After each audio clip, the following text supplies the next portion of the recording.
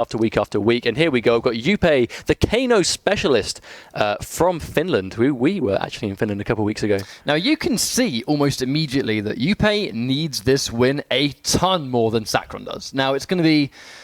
I mean, Sakr0n... He's got twice his points. Yeah, we've seen Jupe struggle against Katana. And although, I guess, Sakr0n, even if his favorite character is Katana, he is absolutely competitively known for that Kung Jin. Like, really, really strong Shaolin, but also Bojutsu. A variation that we just don't see anymore. And he's got a fantastic Bojutsu. But that's what makes his Kung Jin so entertaining to watch. But he's not going to pick either one. He's going to go into Aaron Black. Yeah, Gunslinger. I mean, this is a straight up really cool costume. Happy to see him use it. But I mean, quickly on the subject of his Kung Jin, what I like about his Bojutsu is he knows the universal 50-50 starters he's got, and if they are what he's getting his damage from and not the Sakr0n, he will then go to Bojutsu where he gets the meatless launcher, which is really useful. But it looks like Jupe is trying to, I don't know, but maybe just give himself a bit more time, just get himself ready. Cutthroat Kano, not a huge surprise. Definitely, I'm not going to say flavor of the month because people have known about Cutthroat for a while and there has always been people that play him.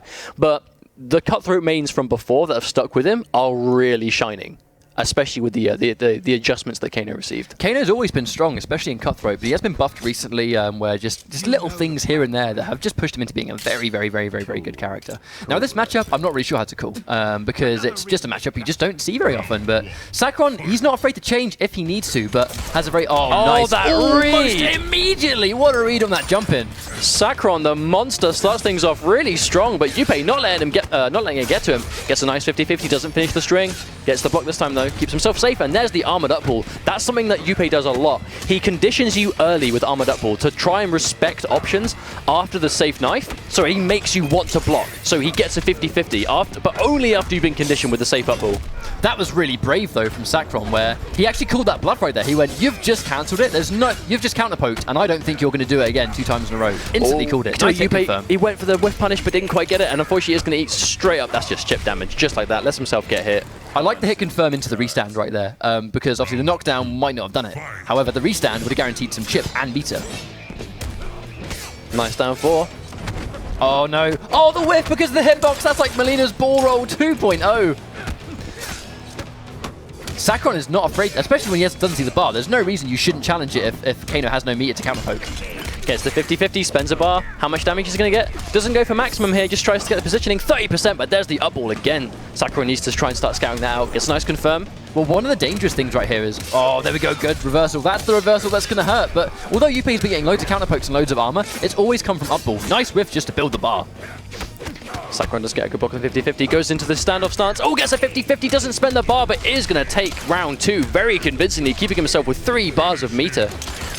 That was a good game. That was a really strong game. Because, I mean, it was just Sakr0n not being afraid. I mean, if the Kano player is going to constantly try and condition you, you kind of, I mean, instead of just simply being conditioned to block, you can always challenge things in different ways to just constantly make it so, even though you think you're pressuring me and conditioning me into pressing buttons or whatever, if I keep doing different options to get out of this, you're still going to have to make a hard read on what my next play is going to be, even if you're the one enforcing this option. Now, this is something that I've been curious as to whether we'll see it at any point, because this is, and I could be wrong here, I believe this is Jupe's 3rd top 8 showing, and he's only played Cutthroat in every single match. And I know this guy is a Kano specialist. He's been playing Kano since day 1.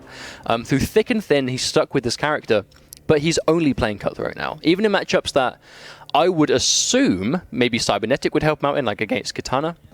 Here, I don't think Cutthroat's the problem. I think he played that well.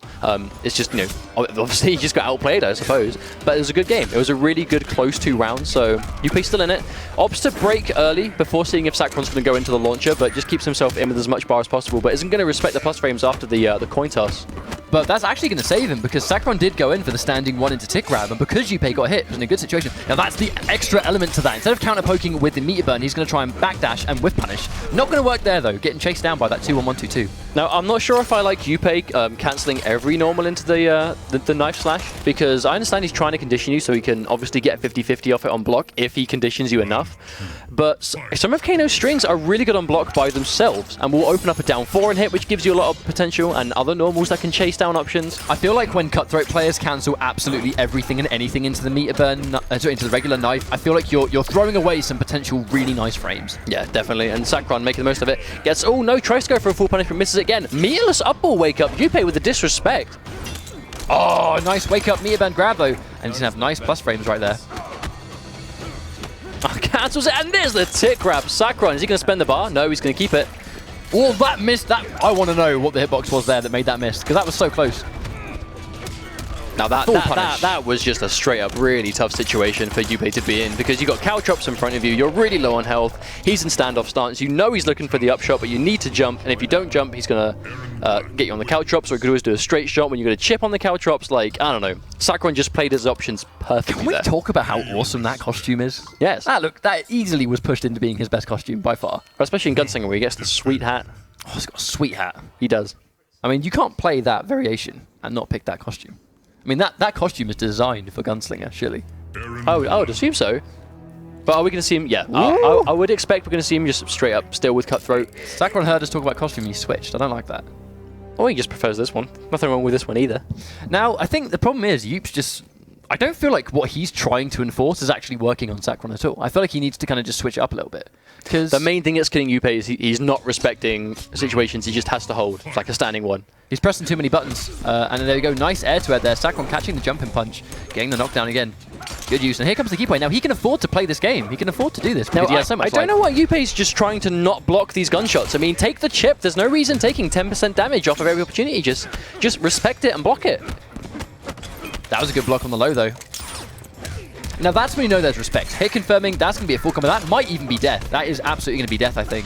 If he might be able to spend the bar, is that going to do enough? Well, it's going to chip. No. Yeah, he's got the guaranteed down one right there. That's going to be match point Sakr0n. Very, very clean game.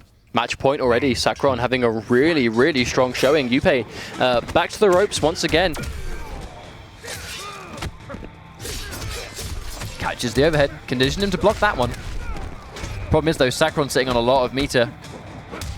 Oh! Spencer bar. Sakr0n has so much of it to blow, though. Gets another sweet B&B. Look at big damage. 37% into Caltrops. I like the bait right there. Every single time Sakr0n's gone for those corner Caltrops, Jupe has always pressed a button. He's not going to hit confirm into anything. Doesn't want to go into slide because it will involve putting Jupe out the corner. Speaking of that, though, Jupe putting Sakr0n in the corner. 2 bars, though. Oh, no! That's looking bad. Just takes the block. And no, Jupe once again gets caught for just not respecting the just the straight up mid strings. I'm not sure if he was worried about a tick grab. There's only one reason he got caught by that, because I mean a grab would have killed. He had bar to make it kill. The only reason he got tagged by that upshot, and the only reason Sakr0n did that upshot, was because he read a jump out on prediction of that grab. So I think that was, they both knew that was an option. Jupe just kind of went for that option, and Sakr0n knew that he was going to go for the option. So it's a very clean 3-0. A very, very quick 3-0 as well. I mean, again, but this is why these players are confirmed for the finals already, right? Because this is what they've been doing the whole season. Unless they fight each other. Sometimes we get close sets, sometimes they do that to each other. Obviously, we've seen Foxy and Sakr0n didn't go too well. Madsen and Sakr0n in their hand was down to the wire and really close. Madsen keeps bringing it back against Foxy in finals as well, which is really hyped to see. Maybe we'll see it again today if Madsen can get past Storm and now Sakr0n.